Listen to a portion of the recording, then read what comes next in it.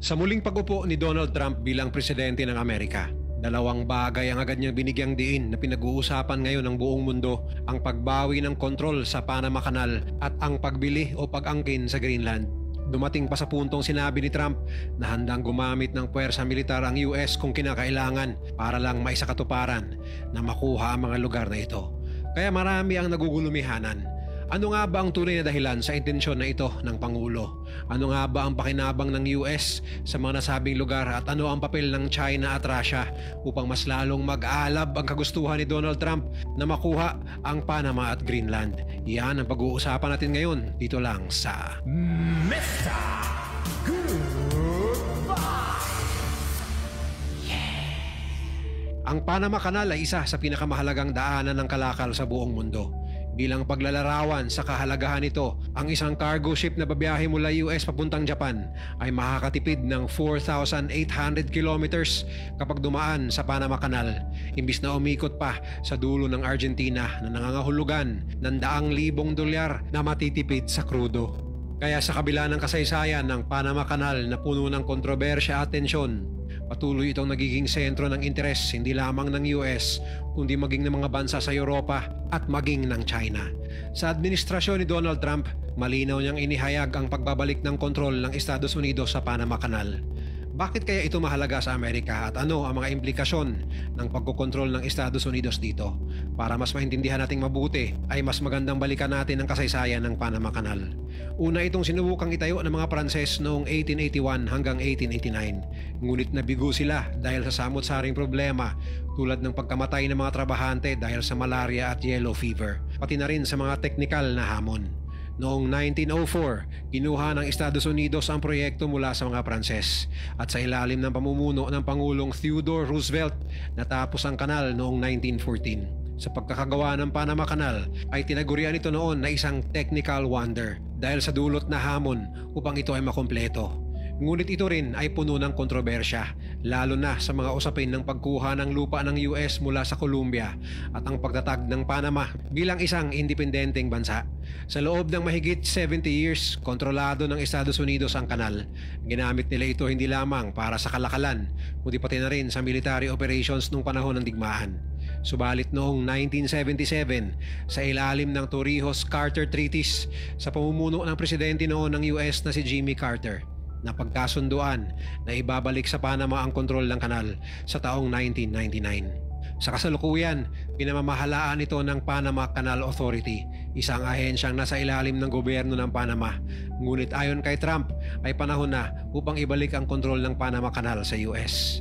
Sa unang araw pa lang ng pagbabalik ni Donald Trump sa White House, malinaw ang kanyang advokasya para sa America First policy. At ang Panama Canal na siyang nagdudugtong sa Atlantic at Pacific Ocean na dating kontrolado ng US ay isa sa mga una sa kanyang listahan na gagawin. Narito ang ilang posibleng dahilan kung bakit interesado si Trump sa Panama Canal ayon sa mga eksperto. Una ay ang kontrol sa kalakalan. Ang pagkakaroon ng kontrol sa Panama Canal ay magbibigay sa Estados Unidos ng kakayahang maimpluwensyahan ang daloy ng kalakal mula at patungo sa Asia, Europa at Amerika. Sa katunayan ay mahigit 12% ng pandaigdigang kalakalan ang dumadaan dito, kabilang na ang mga produktong petrolyo, grain at iba pa. Kaya naman walang dudang magiging bintahe sa US ang kontrol sa lagusang ito. Pangalawa ay ang strategic military security. Sa panahon ng modernong digmaan, mahalaga ang mabilis na paggalaw ng mga barkong pandigma. Kung kontrolado ng Estados Unidos ang kanal, mas madali nilang magagamit ito sa kanilang mga operasyon. Pangatlo ay ang kompetisyon laban sa China. Ang lumalaking impluwensya ng China sa Panama Canal at sa operasyon nito ay isang malaking alalahanin para sa Estados Unidos. Sa pamamagitan ng pagbawi ng kontrol, may iiwasan ang potensyal na manipulasyon ng China sa mahalagang daanang ito. Simula kasi noong 2016, isang kumpanyang Chino ang nagkaroon ng kasunduan upang magpatakbo ng ilang mga puerto sa magkabilang dulo ng Panama Canal. Bukod dito, patuloy na nagpapalawak ang China ng kanilang Belt and Road Initiative o BRI na naglalayong palakasin ng kanilang impluwensya sa mga strategic na daanan ng kalakalan. Ang Panama ay isa sa mga bansang sumali sa inisyatibong ito noong 2017, dahilan upang magbigay ng mas malaking espasyo para sa presensya ng China sa rehiyon. Ang pagtaas ng impluwensya ng China sa Panama Canal ay isang banta sa Estados Unidos. At sa oras na muling makontrol ng Estados Unidos ang Panama Canal, narito ang mga potensyal na benepisyo. Pagpapalakas ng ekonomiya, ang Estados Unidos ang pangunahing bansa na makikinabang sa kalakalan sa pamamagitan ng Panama Canal. Ang direktang kontrol dito ay maaaring magresulta sa mas mababang gastusin sa pagpapadala ng mga produkto palabas at papasok ng US. Pagpapalakas ng diplomasya, ang pagkakaroon ng kontrol sa kanal ay magbibigay daan sa Estados Unidos na magamit ito bilang leverage sa kanilang diplomatic relations sa iba't ibang bansa, lalo na sa mga bansa sa Latin America. At higit sa lahat ay ang katiyakan sa kalayaan ng nabigasyon ng mga barko ng Amerika, mapa-commercial man o militar.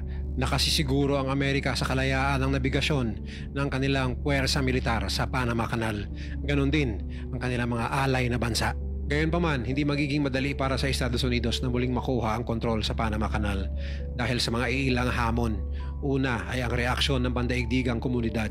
Ang pagbawi ng kontrol sa kanal ay maaaring magdulot ng negatibong reaksyon mula sa ibang bansa, lalo na mula sa Panama at sa mga bansang kaalyado ng China. Pangalawa ay ang Torrijos-Carter Treaties na malinaw na nagbibigay ng soberanya ng Panama sa kanal. Ang anumang hakbang upang bawiin ito ay hayagang paglabag sa naturang agreement at mangangailangan ng masusing legal at diplomatiko na pagsasaalang-alang. Ngunit sa kabila ng mga rason na ito, ayon sa mga eksperto, ang interes ni Donald Trump sa Panama Canal ay nag-uugat talaga sa lumalaking impluwensya ng China sa pagpapatakbo dito, lalo na ang paglakas ng presensya ng mga Chinese company sa naturang lagusan. Mula October 2023 hanggang katapusan ng 2024, tinatayang aabot sa 21.4% ng cargo volume na dumadaan sa kanal ay mula sa China. Kasabay nito ay ang malalaking investment ng China sa iba't ibang puerto at terminal sa magkabilang dulo ng kanal na lalong ikinababahala ng US. Sa katunayan ay dalawa sa pinakamalaking pantalan sa nasabing lugar ay pagmamayari ng CK Hutchison Holdings, isang Hong Kong-based company na pagmamayari ng tycoon na si Li Ka-shing na di umano ay may matibay na ugnayan sa CCP o Chinese Communist Party. Ayon pa kay Trump, dahil sa hindi pakikialam ng mga nakaraang administrasyon sa kanal, kaya't walang kahirap-hirap na nakuha ng nasabing kumpanya ang kontrol sa kanal, pero handa itong tibagin ni Donald Trump. Suma total, ang kanal na ito ay hindi lamang isang simpleng daanan ng kalakalan. Ito ay isang mahalagang bahagi ng pandaigdigang ekonomiya at seguridad. Para kay Trump, malinaw na ito ay isang simbolo ng kapangyarihan at impluwensya para sa Amerika. Sa kabila ng mga hamon, nananatiling tanong kung dapat ba talagang bawiin ng Estados Unidos ang kontrol sa kanal o kung ito ba ay isang hakbang na magdudulot lamang ng mas maraming tensyon sa rehiyon at sa buong mundo. Sa ngayon ay nakikipag-usap na si US Secretary of State Marco Rubio sa Pangulo ng Panama na si Raul Mulino, at ayon sa latest na ulat, nagpahayag si Mulino na hindi na i-renew ng Panama ang Belt and Road Deal na pinirmahan nila sa China bilang patunay na takot rin sila sa banta ni Donald Trump at ayaw nilang humantong ang Amerika sa paggamit ng puwersa militar upang mabawi lamang ang kontrol sa Panama Canal. Bukod sa Panama Canal ay isa pang lugar ang pinagdidiskitahan ni Trump at ito ay walang iba kundi ang Greenland. Kahit nung una niyang termino ay naging tampok na sa balita ang tila kakaibang intensyon ni Donald Trump na bilhin ang Greenland na kasalukuyang bahagi ng Denmark. Maraming nagtaka, nagtanong at nagkaroon ng iba't ibang opinyon tungkol sa plano niyang ito. Habang para sa ilan ay tila ba isang biro lamang ito, ang ideyang ito ay may malalim na batayan na base sa economic at geopolitical interest ng Estados Unidos. Ito ang mga nakikita ng mga eksperto ng mga posibleng benepisyo ng Estados Unidos sa pag-angkin nila sa Greenland. Una ay ang strategic location ng Greenland. Ang Greenland ay matatagpuan sa hilagang bahagi ng Atlantic Ocean sa pagitan ng hilagang Amerika at Europa. Ang strategic location na ito ay magiging mahalaga para sa kontrol ng mga ruta ng dagat, lalo na sa panahon ng mga lumalawak na tensyon ng Amerika sa pagitan ng Russia at China. Ang Greenland ay magsisilbing mahalagang daanan, hindi lamang para sa mga barkong militar, kundi pati na rin sa mga commercial ship na pagmamayari ng Estados Unidos. Bukod dito, Dahil sa global warming, natutunaw na ang yelo sa Arctic region at nagbubukas ito ng mga bagong ruta para sa kalakalan at transportasyon. Ang pagkakaroon ng kontrol sa Greenland ay magbibigay sa Estados Unidos ng mas malaking papel sa mga negosasyon sa Arctic region at sa mga bagong oportunidad sa rehiyong ito pagdating sa ruta ng kalakal. Sa pagbukas ng yelo sa lugar ng Greenland, hindi nakakailanganin ng isang barko pa na puno ng produkto na dumaan sa Suez Canal sa Egypt. Pangalawa ay ang likas na yaman ng Greenland. Ayon sa latest survey, hitik sa mineral ang ilalim na bahagi ng Greenland. Kabilang ang mga rare earth minerals tulad ng uranium, zinc, graphite, copper, nickel, gold, diamond, iron ore at iba pang rare elements na mahalaga sa paggawa ng teknolohiya tulad ng mga smartphone, computer at renewable energy systems. Ang mga mineral na ito ay may malaking papel sa modernong ekonomiya at ang pagkakaroon ng kontrol sa mga ito ay magbibigay ng malaking kalamangan sa sinumang bansa na magmamay-ari ng Greenland. Dagdag pa rito ang potensyal ng langis at natural gas sa rehiyon na ito ng Arctic. Sa katunayan ay tinatayang aabot sa 31.4 billion barrels ng langis ang nakatago sa kailaliman ng northern part lamang ng Greenland. Kung magiging bahagi ito ng Estados Unidos, magkakaroon sila ng pagkakataon na direktang makinabang sa mga likas na yamang ito.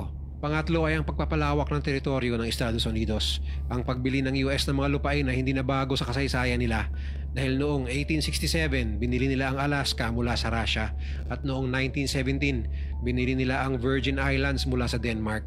Ang mga transaksyong ito ay nagbigay ng malaking benepisyo sa Estados Unidos sa maraming larangan. Tulad halimbawa ng Alaska na binili lamang nila ng $7.2 million noon, subalit hitik na hitik ito sa likas na yaman na pinakikinabangan ng Estados Unidos sa kasalukuyan. Sa kaso ng Greenland, ito ang magiging isa sa pinakamalaking teritoryo na lalong magpapalawig sa nasasakupan ng Estados Unidos. Pang-apat ay ang napakahalagang usaping militar. Kahit hindi pa man pagmamayari ng Estados Unidos ang Greenland ay meron na itong mahalagang papel sa military security ng Amerika. Lalo na't naroroon ang Thule Air Base, isang mahalagang bahagi ng defense network ng Amerika.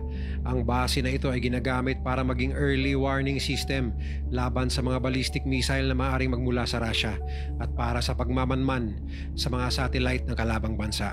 Ang pagmamayari ng Greenland ay lalong magpapalakas pa sa depensa ng Estados Unidos laban sa mga banta mula sa Russia. Bukod sa seguridad, ang kontrol sa Greenland ay magbibigay sa Amerika ng mas malaking impluensya sa Arctic region na siyang pinag-aagawan ngayon ng maraming malalaking bansa na makontrol para sa kalamangan sa aspetong militar at scientific research. Panglima ay ang epekto ng climate change. Habang natutunaw ang yelo, mas nagiging malinaw ang potensyal para sa pagmimina at iba pang industriya sa Greenland. Ang global warming ay nagbubukas ng mga bagong oportunidad na maaaring maging kapakipakinabang para sa ekonomiya ng Estados Unidos. Ang kontrol sa Greenland ay magbibigay daan sa Amerika na mas makakapagsagawa ng mga pananaliksik at eksperimento sa rehiyon. Ang mga datos mula sa Arctic ay mahalaga para sa pag-aaral ng epekto ng climate change at kung paano ito maaaring magamit upang mapabuti ang ekonomiya at kalikasan ng isang bansa. At ang pang-anim at pinaka-obvious na dahilan ay ang pagpapalakas sa ekonomiya ng Estados Unidos. Ang posibleng pagbili ng Greenland ay hindi lamang usapin ng strategiya kundi pati na rin ng ekonomiya. Ang likas na yaman ng Greenland ay maaaring magbigay ng malaking kita para sa Estados Unidos. Bukod dito, ang mga bagong ruta ng kalakalan sa Arctic ay magbibigay ng bentahe para sa Amerika at sa movement ng kanilang mga produkto para sa buong mundo. Dagdag pa rito, ang turismo sa Greenland ay isang umuusbong na industriya. Ang pagkontrol sa isla ay maaaring magbigay ng pagkakataon sa Estados Unidos na paunlarin ang sektor ng turismo at magdala ng mas maraming kita mula sa mga turista. At higit sa lahat, ang pagbili ng Greenland ay pagpapakita ng lakas at impluensya ng Estados Unidos sa global scene. Sa harap ng mga isyong geopolitical, ang hakbang na ito ay maaaring magkapatunay sa mundo na ang Amerika ay patuloy na nangunguna at aktibong nakikilahok sa mga pandaigdigang isyu. Sa harap ng mga banta mula sa China at Russia, ang pagkokontrol sa Greenland ay maaaring maging simbolo ng dedikasyon ng Estados Unidos sa pagpapanatili ng kanilang kapangyarihan sa Arctic region at sa buong mundo. Bagamat maraming benepisyo ang maaaring makamit, ang pagbili ng Greenland ay may mga hamon din para sa US. Una, malinaw ang posisyon ng Denmark na hindi nila ibebenta ang isla. Ang Greenland ay may sariling pamahalaan at malakas ang kanilang pambansang identity. Ang mga mamamayan nito ay maaaring tumutol sa anumang pagsubok na gawin silang bahagi ng Estados Unidos. Pangalawa, ang pagbili ng isang napakalaking teritoryo ay may kaakibat ng gastusin. Ang pangangalaga sa Greenland, lalo na sa harap ng climate change, ay mangangailangan ng malaking pondo. Kaya naman kailangan timbangin ng Estados Unidos ang gastos kumpara sa mga benepisyong maaaring makamit. Subalit ayon sa mga eksperto, ang ideya ni Donald Trump na bilhin ang Greenland ay isang hakbang na puno ng oportunidad at hamon. Habang maraming benepisyo ang maaaring makamit ng Estados Unidos mula sa strategic location ng Greenland, likas na yaman nito at geopolitical value ng nasabing lugar. Mahalaga rin ang maingat na pagsusuri sa mga hamon. Para sa maraming Amerikano, ang America First ay isang magandang hangarin na binuhay ni Donald Trump. Pero marami rin sa kanila ang nag-aalangan kung kailangan ba talagang humantong ang US sa pang-aangkin ng mga lugar na matagal nang may nagmamayari at may mga tao ng tahimik na namumuhay. Ikaw, ano sa tingin mo? Tama ba si Donald Trump sa mga balak nitong angkinin ng Greenland at muling makontrol ang Panama Canal?